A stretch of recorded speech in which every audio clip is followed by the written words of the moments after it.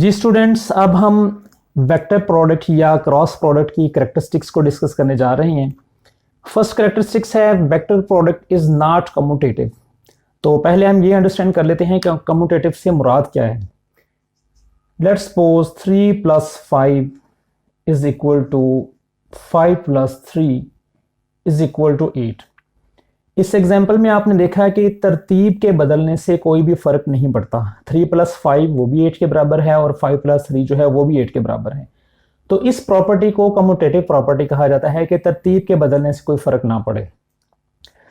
तो अभी हमने पहले क्या लिया है, हमने लिया है A cross B। A cross B से मुराद ये है कि वेक्टर A जो है वो फर्स्ट वेक्टर है और वेक्टर B जो है वो सेकंड वेक्टर है। राइट हैंड रूल हम इस पे इंप्लीमेंट करेंगे। तो जब A को B की तरफ थ्रो स्मॉलर एंगल हम इसको कर्ल फिंगर के डायरेक्शन में रोटेट करेंगे तो हमारा जो थंब है वो आउटसाइड द प्लेन है, जिसको यहाँ पर n यूनिट वेक्टर से रिप्रेजेंट किया गया है। तो ये A क्रॉस B आ गया magnitude of first vector, magnitude of second vector, sine of angle between them and the unit vector n। अब अगर हम B क्रॉस A को कैलकुलेट करना चाहें, वो इक्वल होगा magnitude of vector B into magnitude of vector A, sine of angle between them. And now what about the unit vector. जब हम वेक्टर B को A की तरफ राइट हैंड रूल के मुताबिक जब हम स्मॉलर एंगल के थ्रू इसको रोटेट करेंगे तो हमारा जो थंब है वो टुवर्ड द प्लेन है, यानी ये अपवर्ड द प्लेन है और ये टुवर्ड द प्लेन है। तो इसके रेफरेंस से इसकी जो डायरेक्शन है वो अपोजिट है। तो अपोजिट डायरेक्शन वाले वेक्टर को हम नेगेटिव साइन से इंडिकेट करते हैं, लिहाजा इस यूनिट वेक्टर को हम नेगेटिव n कहेंगे। तो B क्रॉस A वेक्टर की जो डायरेक्शन होगी वो नेगेटिव n डायरेक्शन में होगी। इसको अगर सिंप्लीफाई किया जाए तो ये नेगेटिव साइन बाहर आ जाएगा और ये चूंकि मैग्नीट्यूड्स हैं लिहाजा हम इनको किसी भी तरतीब में लिख सकते हैं। A magnitude, B magnitude, sine of theta and n unit vector. ये हमारे पास आ गया B क्रॉस A। अब आप देखें इस इक्वेशन को अगर हम इक्वेशन 2 कह दें, इक्वेशन 1 से हम देख सकते हैं कि A B sine of theta n की जो वैल्यू है वो है A क्रॉस B, लिहाजा हम इसकी जगह पर A क्रॉस B पुट कर सकते हैं। तो इन दोनों इक्वेशन को कंपेयर करने से हमारे पास क्या आ जाएगा, B cross vector A is equal to this negative और इसकी वैल्यू इक्वेशन 1 से आ गई A क्रॉस B। जी स्टूडेंट्स, आपने यहां देख लिया कि इनकी तरतीब बदलने से ये आपस में इक्वल नहीं है बल्कि साथ नेगेटिव साइन अटैच हो जाता है। तो हम इसको यूं भी लिख सकते हैं कि hence B cross A vector is not equal to vector A cross vector B। तो हम कह सकते हैं कि क्रॉस प्रोडक्ट या वेक्टर प्रोडक्ट कम्यूटेटिव लॉ को ओबे नहीं करता। इनकी तरतीब बदलने से एक दूसरे के बराबर नहीं है बल्कि ये एक दूसरे के एंटी के बराबर हैं। तो आप लोगों ने इस रिजल्ट को इस तरह से भी याद रखना है कि जब कभी हम दो वेक्टर्स की प्रोडक्ट लेते हुए जब हम उनका ऑर्डर चेंज करेंगे तो रिजल्ट में सिर्फ क्या फर्क पड़ेगा, उसके साथ एक नेगेटिव आ जाएगा। अब हम नेक्स्ट कैरेक्टरिस्टिक्स की तरफ बढ़ते हैं। वो है जी vector product of two mutually perpendicular vector. अगर दो ऐसे वेक्टर हों जिनका आपस में जो एंगल है वो 90 डिग्री हो तो उसका रिजल्ट क्या होगा। उसका रिजल्ट भी हमने यहाँ पर लिख लिया है कि तब जो प्रोडक्ट है वो मैक्सिमम वैल्यू जनरेट करेगा। तो इसको अंडरस्टैंड करते हैं। हमें मालूम है A cross B vector is equal to magnitude of A into magnitude of B sine of theta into n unit vector. अगर दो वेक्टर्स के दरमियान एंगल 90 डिग्री हो तो हमने क्या करना है, यहाँ पर थीटा की वैल्यू 90 डिग्री पुट कर देनी है और हमें मालूम है कि जो साइन 90 डिग्री है वो 1 के बराबर होता है। इसकी वैल्यू जब इधर पुट करेंगे तो ये A क्रॉस B जो है वेक्टर ये आ जाएगा magnitude of A magnitude of B into n unit vector. तो जब A वेक्टर और B वेक्टर नल वेक्टर नहीं होंगे तब A क्रॉस B वेक्टर की जो मैग्नीट्यूड है इनकी तो ज़ाहिर है मैक्सिमम आंसर रहेगा, तो फिर उसकी जो मैग्नीट्यूड है वो डायरेक्ट साइन ऑफ एंगल के ऊपर डिपेंड कर रही होगी। तो इसका ये मैक्सिमम रिजल्ट आ गया। जी स्टूडेंट्स, तो अब हम परपेंडिकुलर यूनिट वेक्टर्स को डिस्कस करते हैं। हमें मालूम है कि रेक्टेंगुलर कोऑर्डिनेट सिस्टम में एक्स एक्सिस, वाई एक्सिस और जी एक्सिस जो हैं ये म्यूचुअली परपेंडिकुलर कोऑर्डिनेट एक्सिस हैं। एक्स एक्सिस के लॉन्ग जो यूनिट वेक्टर है उसको हम आई का नाम देते हैं, वाई एक्सिस के लॉन्ग जो यूनिट वेक्टर है जो इसके डायरेक्शन को इंडिकेट करता है उसको हम जे का नाम देते हैं। सिमिलरली जी के अलॉन्ग जो यूनिट वेक्टर है उसको के का नाम देते हैं। इन अदर वर्ड इन तमाम यूनिट वेक्टर्स का आपस में जो एंगल है वो 90 डिग्री है। यानी आई क्रॉस जे अगर लेंगे तो इनके दरमियान ये एंगल 90 डिग्री है। तो हम इन तमाम यूनिट वेक्टर का आपस में क्रॉस प्रोडक्ट लेते हैं। तो जब यूनिट वेक्टर आई क्रॉस जे को लिया जाएगा तो पहला स्टेप क्या है, मैग्नीट्यूड ऑफ फर्स्ट वेक्टर।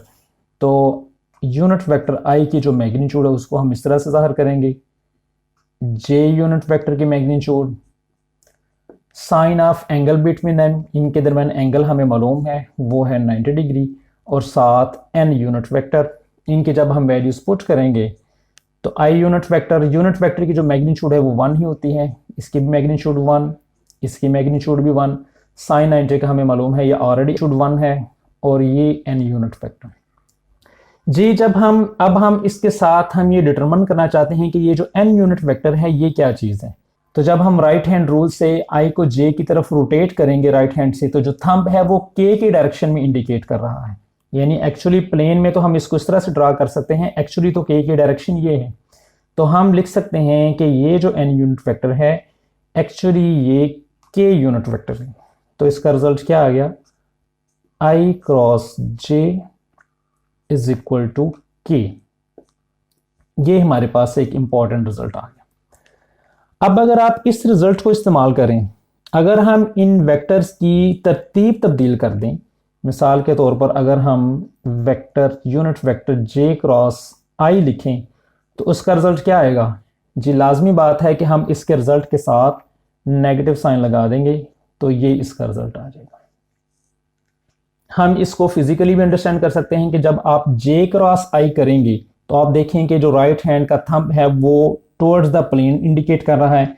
जब आई क्रॉस जे किया तो अपवर्ड डायरेक्शन में इंडिकेट कर रहा है ये के की डायरेक्शन, और ये नेगेटिव के की डायरेक्शन। इसी तरह से जब जे क्रॉस के को किया जाएगा, जे क्रॉस के, तो वो भी इसी तरह से 1 इंटू 1 इंटू 1 इंटू जे क्रॉस के, ये वेक्टर जे है, ये वेक्टर के है। जे क्रॉस के करेंगे तो राइट हैंड रूल से जो थंब है वो वेक्टर आई की तरफ इंडिकेट कर रहा है, तो यहां पर यूनिट वेक्टर आ जाएगा आई। अब मैं जरा इसके डायरेक्ट स्टेप कर रहा हूं, तो यूनिट वेक्टर जे क्रॉस के जो कि म्यूचुअली परपेंडिकुलर हैं, जब इनका क्रॉस प्रोडक्ट लिया जाए तो हमारे पास रिजल्ट आता है जे क्रॉस के इंटू आई। सिमिलरली जब के क्रॉस जे किया जाएगा तो ये देखें ये आई की डायरेक्शन, जे क्रॉस के आई की डायरेक्शन, और के क्रॉस जे ये नेगेटिव आई की डायरेक्शन होगी। तो हम लिख सकते हैं K cross J unit vector will yield negative I. इसका जो आंसर यूनिट वेक्टर होगा वो नेगेटिव आई की यानी नेगेटिव एक्स एक्सिस की डायरेक्शन में होगा। Similarly, we can write k cross i। अब आप k क्रॉस i को कर लीजिए, ये k क्रॉस i करेंगे तो जो थंब है वो j के अलॉन्ग इंडिकेट कर रहा है, तो हम इसका डायरेक्ट रिजल्ट लिख सकते हैं j। और उसी तरह से जब i क्रॉस k किया जाएगा, ये वेक्टर i है, ये वेक्टर k, तो i क्रॉस k करेंगे तो j की तरफ इसकी डायरेक्शन इंडिकेशन होगी, तो इसका आंसर आ गया नेगेटिव j। जी स्टूडेंट्स, आपने ये अंडरस्टैंड कर लिया कि ये तमाम स्टेप्स किस तरह से प्रोसीड किए गए हैं। अब मैं ये डिस्कस करना चाहता हूं कि आप इनको याद किस तरह से रखेंगे। पहला स्टेप तो ये याद रखें कि जो दो डिफरेंट यूनिट वेक्टर्स का जब आप क्रॉस लेंगे तो जो रिमेनिंग यूनिट वेक्टर उसका आंसर वही आएगा। यानी आई क्रॉस जे ले लें आंसर के आएगा, चाहे जे क्रॉस आई ले लें आंसर के आएगा। अब दूसरी बात जो याद रखने वाली रह गई है वो ये है कि के के साथ भाई पॉजिटिव कब आएगा और नेगेटिव कब आएगा। तो इसका आपने ये ज़हन में रखना है कि आप इनको जब एंटी क्लॉकवाइज डायरेक्शन में लेंगे, ये है एंटी क्लॉकवाइज डायरेक्शन, तो जो रिजल्ट है वो पॉजिटिव है। यानी आप इस तरह से इनको एंटी क्लॉकवाइज डायरेक्शन में ले लें तो ये पॉजिटिव रिजल्ट है। आई, जे और के, यानी इस सिमत में जो भी आप मल्टीपल लेंगे, जो नेक्स्ट है उसका आंसर आएगा और वो पॉजिटिव होगा। आई क्रॉस जे लेंगे, आंसर के आएगा और पॉजिटिव होगा। जे क्रॉस लेंगे, उससे नेक्स्ट आंसर आई आएगा और पॉजिटिव होगा। के क्रॉस आई लेंगे तो उसका आंसर पॉजिटिव होगा और वो जे होगा। जबकि नेगेटिव के लिए आप इसकी जो रोटेशन डायरेक्शन है वो चेंज कर दें कि जब आप इसको क्लॉकवाइज डायरेक्शन में लेंगे तो उनके जो आंसर हैं वो नेगेटिव होंगे। यानी जब जे क्रॉस आई लिया जाएगा तो इस डायरेक्शन में उससे जो नेक्स्ट आंसर है वो के आएगा, ठीक है, लेकिन वो नेगेटिव होगा। ये नेगेटिव और ये पॉजिटिव रिजल्ट जनरेट करेगा। के क्रॉस जे लेंगे तो नेगेटिव आई आएगा, जे क्रॉस आई लेंगे तो नेगेटिव के आएगा, आई क्रॉस के लेंगे तो नेगेटिव जे आंसर आएगा। अब हम बढ़ते हैं अपनी नेक्स्ट कैरेक्टरिस्टिक्स की तरफ। जी स्टूडेंट्स, अब हम क्रॉस प्रोडक्ट की थर्ड कैरेक्टरिस्टिक्स जो है उसको डिस्कस करने जा रहे हैं और ये है पैरेलल और एंटी पैरेलल वेक्टर्स के बारे में कि vector product of two parallel और anti parallel vector is a null vector. अब हम देखते हैं कि इससे नल वेक्टर किस तरह से जनरेट होता है। Let's suppose two parallel vectors उनको कहा जाता है जिनके दरमियान जो एंगल है वो क्या होता है, जीरो। ये हमारे पास फार्मूला है, A cross B vector is equal to magnitude of first vector magnitude of second sine of theta. जब हम थीटा की जगह पर जीरो पुट करेंगे तो ये आंसर आ जाएगा। मैग्नीट्यूड को ये याद रखिए, सिंपली इस तरह से भी लिखा जा सकता है, sine of zero into N unit vector. तो जो साइन जीरो होता है उसका आंसर होता है जीरो, तो यह आ जाएगा A into B into zero into N unit vector. तो ये एक हमारे पास नल वेक्टर आ जाएगा। ये सिंपली जीरो नहीं है बल्कि ये एक नल वेक्टर है। नल वेक्टर को हम इस तरह से डिफाइन करते हैं जिसकी मैग्नीट्यूड जीरो हो और डायरेक्शन आर्बिट्रेरी हो। अब अगर हम एंटी पैरेलल वेक्टर्स की बात करें, let's suppose A and B are anti parallel. Anti parallel mean उनके दरमियान जो एंगल है वो है 180 डिग्री। तो हमें क्या करना है, हमने सिर्फ थीटा की जगह पर 180 डिग्री पुट करना है। तो ये आ जाएगा A cross B vector is equal to magnitude of vector A magnitude of vector B sine of 180 degree into N unit vector. A B into sine 180 जो है वो जीरो जनरेट करता है, ये एन यूनिट वेक्टर, और इसका answer भी जो है वो एक नल वेक्टर आ जाएगा। ये जीरो के ऊपर एरो इसलिए लगाया है ताकि आप न्यूमेरिकल जीरो और नल वेक्टर के दरमियान डिफरेंशिएट कर सकें। अब हम यही सिचुएशन आई जे के यानी कि in term of unit vectors उनके ऊपर अप्लाई करते हैं। फॉर यूनिट वेक्टर्स तो हम क्या करते हैं कि आई को आई के साथ ही मल्टीप्लाई करते हैं, आई क्रॉस आई, ये हमारे पास क्या रिजल्ट आएगा, magnitude of first vector which is 1 magnitude of second vector which is also unit vector 1 sine of I का आई के साथ जो एंगल है वो है 0 इंटू एन यूनिट वेक्टर। तो ये हमें जनरेट करेगा 1 into 0 into N unit vector. इसका आंसर भी हमारे पास एक नल वेक्टर आ रहा है। Similarly we can write J cross J is equal to k cross k is equal to i cross i is equal to a null vector. तो ये रिजल्ट आपने याद रखना है कि जब दो डिफरेंट वेक्टर्स का क्रॉस प्रोडक्ट लिया जाए तो थर्ड यूनिट वेक्टर आता है, जैसा कि हमने प्रीवियसली पढ़ा। जब एक यूनिट वेक्टर का उसी यूनिट वेक्टर के साथ क्रॉस प्रोडक्ट लिया जाएगा तो आंसर एक नल वेक्टर आएगा। फोर्थ प्रॉपर्टी इसी का ही हिस्सा है कि self cross product of vector is a null vector. अगर हमारे पास एक वेक्टर ए है, हम ए का ए के साथ ही क्रॉस लेते हैं, vector A cross vector A is equal to magnitude of first vector magnitude of second vector sine of angle between them. इस वेक्टर का इसी के साथ जो एंगल है वो क्या है, 0 इंटू एन यूनिट वेक्टर। तो इसका भी आंसर क्या आ जाएगा, ए इंटू ए, ये इनकी मैग्नीट्यूड को रिप्रेजेंट करने का तरीका है। साइन 0 जो है वो 0 और इसका भी आंसर एक नल वेक्टर ही आएगा। तो यहाँ हमने एप्लीकेशन में ये बात याद रखनी है कि जहाँ कहीं भी एक वेक्टर का उसी अपने के साथ ही उसका क्रॉस आ जाए तो वो हमें एक नल वेक्टर जनरेट करके देगा। फिफ्थ इसकी प्रॉपर्टी है कि हमने ये शो करना है कि दो वेक्टर्स का जब हम क्रॉस प्रोडक्ट लेते हैं और अगर उनकी मैग्नीट्यूड ली जाए तो वो एक ऐसे पैरेललोग्राम के एरिया के बराबर आती है जिसकी साइड्स वही वेक्टर की मैग्नीट्यूड हों। तो हमने दो वेक्टर्स लिए हैं, वेक्टर ए और वेक्टर बी, और ये इनके दरमियान एंगल थीटा है। तो हम इनको by definition vector A cross vector B is equal to, यह आ जाएगा magnitude of first vector, magnitude of second vector, sine of angle between them and any unit vector. अब हमने लेनी है इसकी मैग्नीट्यूड, तो दोनों साइड्स पर हम मॉड ले लेते हैं। ए क्रॉस बी मॉड का तरीका ये होता है कि ये मॉड जो है ये शो करता है कि हम सिर्फ इसकी मैग्नीट्यूड को डिस्कस कर रहे हैं। A B sine of theta into N unit vector, इसकी जब मैग्नीट्यूड ली जाएगी तो ज़ाहिर है यूनिट वेक्टर की भी मैग्नीट्यूड आ जाएगी और ये 1 होगी। तो ये ए क्रॉस बी वेक्टर की मैग्नीट्यूड जो है वो आ जाएगी A into B sine of theta into 1। अब ये जो बी साइन थीटा है इसको हम इस तरह भी लिख सकते हैं कि ए क्रॉस बी मैग्नीट्यूड जो है वो है कि इसके बराबर A into B sine of theta. अब ये बी साइन थीटा क्या है, इस फिगर में आप देख सकते हैं कि ये वेक्टर ए है और ये वेक्टर बी है। अगर हम वेक्टर बी को उसके रेक्टेंगुलर कंपोनेंट्स में रिजॉल्व करें तो ये जो कंपोनेंट है इसका ये आ जाता है B cos of theta component, और ये जो कंपोनेंट है आर क्यू ये आ जाता है बी साइन थीटा कंपोनेंट।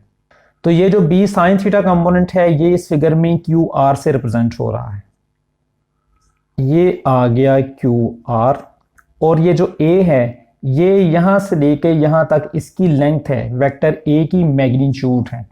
तो ये यहां फिगर में ये शो हो रहा है OP के साथ।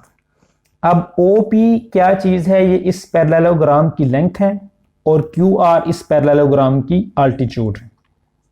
तो ये क्या आ गया, लेंथ इनटू QR क्या चीज है, ये है अल्टीट्यूड, और लेंथ इनटू अल्टीट्यूड ये क्या आएगा, ये इसी पैरेललोग्राम का एरिया आ जाएगा। ये आ गया एरिया ऑफ पैरेललोग्राम। कौन सी पैरेललोग्राम, OPSQ, OPSQ पैरेललोग्राम का ये हमारे पास एरिया आ गया। तो हमने यही साबित करना था कि दो वेक्टर्स के क्रॉस प्रोडक्ट की जब मैग्नीट्यूड ली जाए तो एक ऐसे पैरेललोग्राम के एरिया के बराबर आ जाती है जिसकी साइड्स वेक्टर ए और वेक्टर बी की मैग्नीट्यूड्स हों। आप देखें कि अगर आप पैरेललोग्राम की अल्टीट्यूड कम करते जाएं, मिसाल के तौर पर इसमें हमने इसकी अल्टीट्यूड कम कर दी तो आप देख लें इसका जो एरिया है वो कम हो गया। और एक मैक्सिमम केस ये है कि जब ये 90 डिग्री आ जाए उस वक्त ये अल्टीट्यूड वेक्टर बी की मैग्नीट्यूड के बराबर आ जाएगा। उस वक्त इस पैरेललोग्राम का एरिया जो है वो मैक्सिमम होगा और इस पैरेललोग्राम को हम रेक्टेंगल भी कहते हैं। पैरेललोग्राम की ये डेफिनेशन होती है कि उसकी दो अपोजिट्स जो एंगल्स हैं वो आपस में सेम होते हैं, दो अपोजिट साइड्स की लंबाई आपस में बराबर होती है, इसकी लेंथ इसके बराबर है, इसकी लेंथ इसके बराबर है, और कोई भी एंगल 90 डिग्री ना हो उसको पैरेललोग्राम कहा जाता है। ये एग्जाम में शॉर्ट क्वेश्चन भी आ जाता है कि prove that area of parallelogram with sides A and B is A cross B magnitude, ये शॉर्ट क्वेश्चन भी आ जाता है। इस एरिया को हम वेक्टर एरिया भी रिप्रेजेंट कर सकते हैं। अगर वेक्टर एरिया आएगा तो इस वेक्टर एरिया की जो डायरेक्शन है नॉर्मल टू प्लेन होगी, तब हम इसके मॉड को उतार देंगे, तब फिर ये वेक्टर एरिया बन जाएगा। इसको हम लिख भी सकते हैं कि A cross B is equal to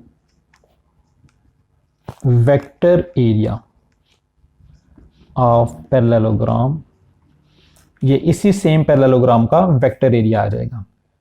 ji students, अब हम स्टडी करते हैं इसकी sixth property, the vector product when vectors are given in the rectangular components form. Rectangular components form से मुराद ये है कि ये i का कोफिशिएंट है, ये j का कोफिशिएंट है और ये k का कोफिशिएंट है।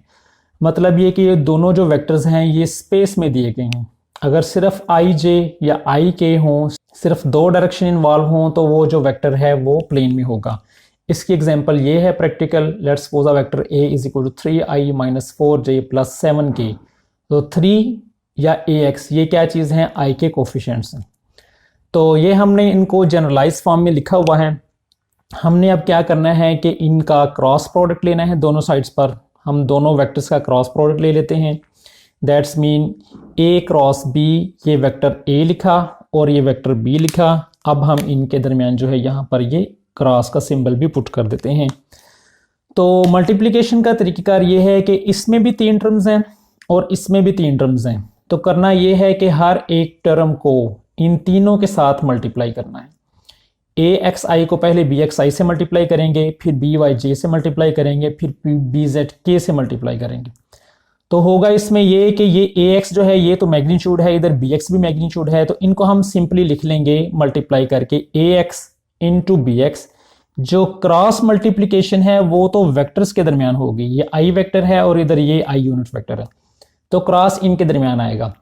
तो ये पहली टर्म के क्रॉस क्या आ गया, ax into bx i cross i plus ax into B Y I cross J, ये i क्रॉस जे आ गया। तीसरी term ax into B Z I cross K, ये आ गया। अब हमने ay की इससे मल्टीप्लिकेशन चेक करनी है। ये क्या आ जाएगा, ay into B X cross किसके दरमियान आएगा, j इंटू आई, ये आ जाएगा j क्रॉस i। अब इसको इसके साथ मल्टीप्लाई करेंगे, ay into B Y unit vectors के दरमियान क्रॉस आ जाएगा j cross j। Similarly ay into B Z और क्रॉस मल्टीप्लिकेशन किसकी आएगी, j क्रॉस की, यहाँ पर आ जाएगा j क्रॉस की। अब ये तीसरी लाइन मैंने आपकी प्रैक्टिस के लिए नहीं लिखी, हमने इसको इसके साथ मल्टीप्लाई करना है। तो हम क्या करते हैं, हम लिख लेते हैं जी ए जी इंटू बी एक्स इंटू के क्रॉस आई। तरतीब आपने ध्यान से वही रखनी है जो मल्टीप्लिकेशन की तरतीब है। आपने इसको आई क्रॉस के नहीं लिखना, के पहले है आई बाद में, लिहाजा के क्रॉस आई ही आएगा। उसके बाद प्लस ए जी इंटू बी वाई, यहां पर आ जाएगा के क्रॉस जे। सिमिलरली ए जी इंटू बी जी और क्रॉस मल्टीप्लिकेशन किसकी आ जाएगी, के क्रॉस के। अब जी ये हमारे पास 9 टर्म्स हैं जिनमें यूनिट वेक्टर्स की आपस में मल्टीप्लिकेशन हो रही है। तो हमने यहाँ पर जो प्रीवियसली नॉलेज गेन किया है उसको हमें रिकॉल करना पड़ेगा। अब यहाँ पर जो मल्टीप्लिकेशन चूंकि यूनिट वेक्टर्स के दरमियान में है, लिहाजा हमें यूनिट वेक्टर्स की जो मल्टीप्लिकेशन है उसको रिकॉल करना पड़ेगा। हमने अभी पढ़ा है कि सेम यूनिट वेक्टर्स के दरमियान जो मल्टीप्लिकेशन है वो ज़ीरो जनरेट करती है, यानी आई क्रॉस आई, जे क्रॉस जे और के क्रॉस के, इन सब का जो आंसर है वो एक नल वेक्टर आता है। सिमिलरली मल्टीप्लिकेशन में हमने क्या पढ़ा था, यानी एंटी क्लॉकवाइज डायरेक्शन में अगर इनको लिया जाए आई जे एंड के, तो आई क्रॉस जे करेंगे, जे क्रॉस के करेंगे, ये के क्रॉस आई करेंगे, तो उससे जो नेक्स्ट है वो पॉजिटिव सिंबल के साथ आएगा। इसी तरह से ये जो एंटी क्लॉकवाइज डायरेक्शन है ये हमने ले ली पॉजिटिव, जबकि जो क्लॉकवाइज डायरेक्शन है उसमें जो रिजल्ट है वो नेगेटिव आएगा। यानी हमें ये याद होना चाहिए कि आई क्रॉस जे जो है उसका आंसर पॉजिटिव के,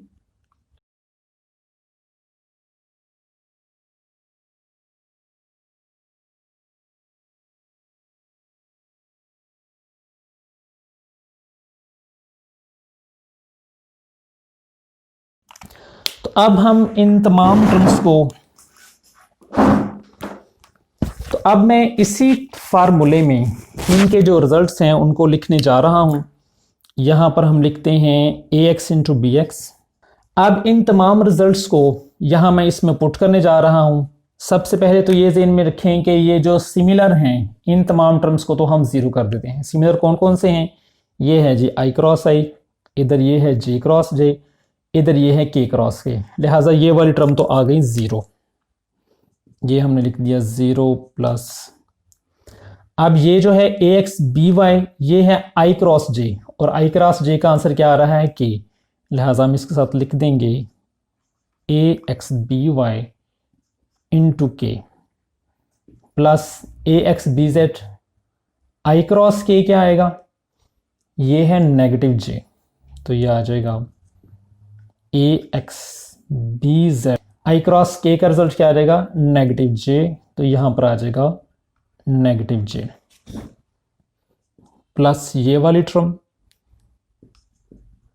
ए Y B X J cross I, J cross I is equal to negative K, यहां पर हम नेगेटिव के लिख लेते हैं, प्लस ये वाली टर्म 0 हो जाएगी, plus A Y B Z,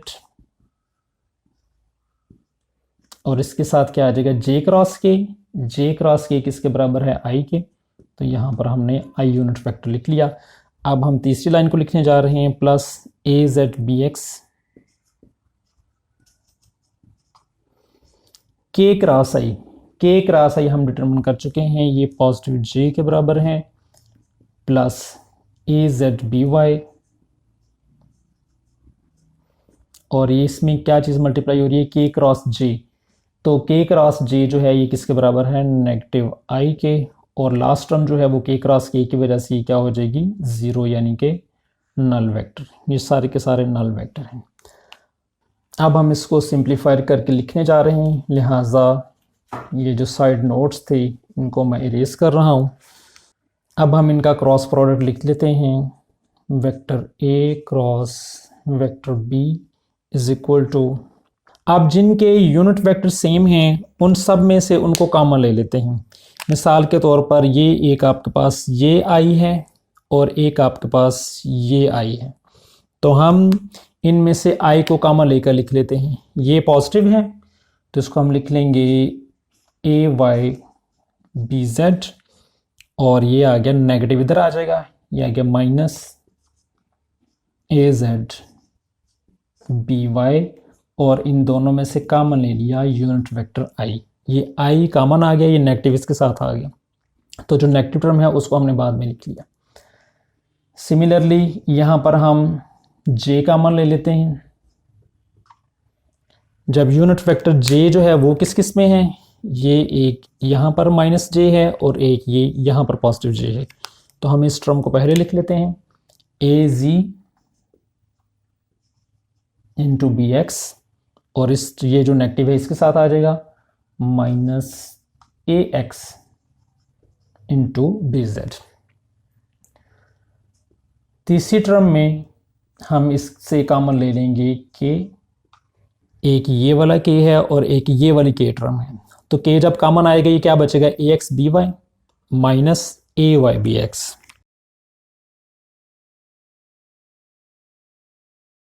so this is our required answer कि जब वेक्टर अपने रेक्टेंगुलर कंपोनेंट्स की फॉर्म में दिया गया हो तो उसको इस तरह से कंपोनेंट्स को आपस में मल्टीप्लाई करके लिखा जा सकता है।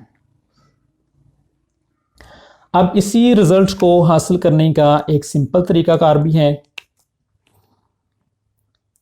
वो है बाय डिटर्मिनेंट मेथड। तो हम इसको अगर डिटर्मिनेंट से सॉल्व करें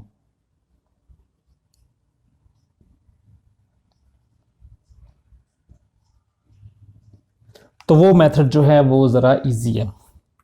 डिटर्मिनेंट में लिखने का तरीका ये है कि vector A cross vector B का जब आप डिटर्मिनेंट लेंगे तो आपने इस तरह से डिटर्मिनेंट बनाना है, ऊपर पहली रो में आई जे और के यूनिट वेक्टर्स, उसके बाद दूसरी रो में पहले वेक्टर के कंपोनेंट्स आएंगे, आई का जो कंपोनेंट है जो कोफिशिएंट है आई का वो क्या आ जाएगा ए एक्स, जे के नीचे जे का कोफिशिएंट, सिमिलरली के नीचे ए जी आ जाएगा।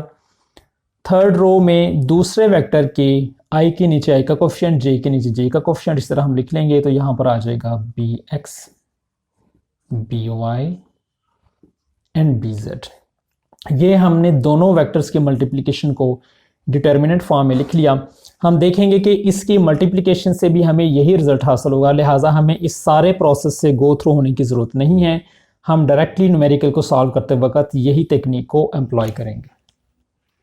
अब जी हम इस डिटर्मिनेंट को रो 1 से एक्सपेंड करते हैं। हम यहाँ पर लिख लेते हैं एक्सपेंडिंग बाय रो 1। ये रो 1 है, रो 1 से इसको एक्सपेंड करते हैं।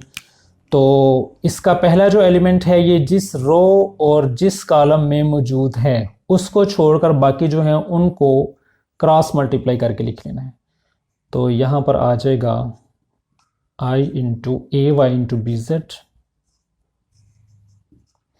माइनस सिंबल, फिर इनकी मल्टीप्लिकेशन करेंगे minus B Y into A Z. फिर दूसरी टर्म के लिए दूसरी टर्म के लिए आपने यहाँ पर बाहर नेगेटिव लिखना है। यहाँ ये बात याद रखनी है कि एक पॉजिटिव फिर नेगेटिव फिर पॉजिटिव फिर नेगेटिव, तो इसके साथ आ जाएगा नेगेटिव जे।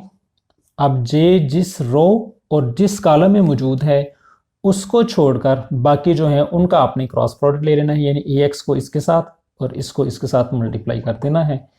तो यह आ जाएगा A x into B Z और कुलियतन minus B X into A Z.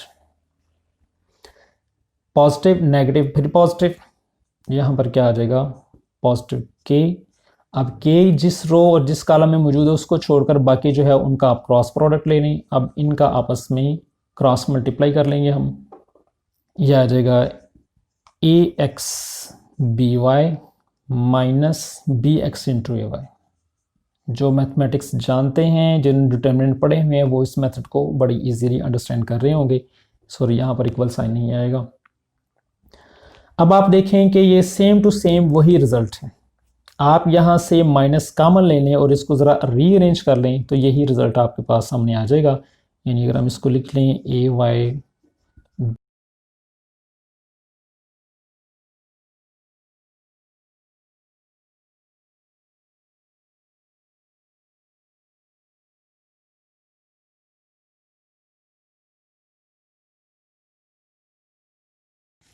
तो आप देख सकते हैं कि इनकी डिटर्मिनेंट फॉर्म से भी हमने वही रिजल्ट हासिल कर लिया। लिहाजा जब भी आपके पास कोई वेक्टर इस फॉर्म में आए तो आपने यहाँ पर अगर वेक्टर ये ए प्रैक्टिकल होता तो आप यहाँ पर 3 पुट करते, यहाँ पर -4 और यहाँ पर 7 पुट करते। इसी तरह से अगर कोई वेक्टर बी इस फॉर्म में दिया गया होता तो आप यहाँ पर करते। इनसे मल्टीप्लिकेशन होकर यहाँ पर जो है एक डिजिट आ जाता, 2 डिजिट आपस में सब्ट्रैक्ट होकर सॉल्व अप होकर एक सिंगल डिजिट आ जाता। तो इस तरह से एक वेक्टर इस फॉर्म में आपके पास हासिल हो जाता। यहाँ ये बात ज़हन में रखें कि इनकी तरतीब से कोई फ़र्क नहीं पड़ता। यहाँ पर ए जेड बी वाई है, यहाँ पर बी वाई ए जेड है, कोई फ़र्क नहीं पड़ता। जी स्टूडेंट्स, होपिंग सो कि आपको इस तमाम लेक्चर की समझ आ गई होगी। तो इससे नेक्स्ट अब हम टार्क को डिस्कस करेंगे। बहुत शुक्रिया, अपना ख्याल रखिएगा, हमारे चैनल को सब्सक्राइब कर लीजिए और अपने फ्रेंड्स अपने दोस्तों के साथ इसको शेयर कीजिए ताकि दूसरे लोग भी इससे मुस्तफ़ीद हो सकें। बहुत शुक्रिया, अल्लाह हाफिज़।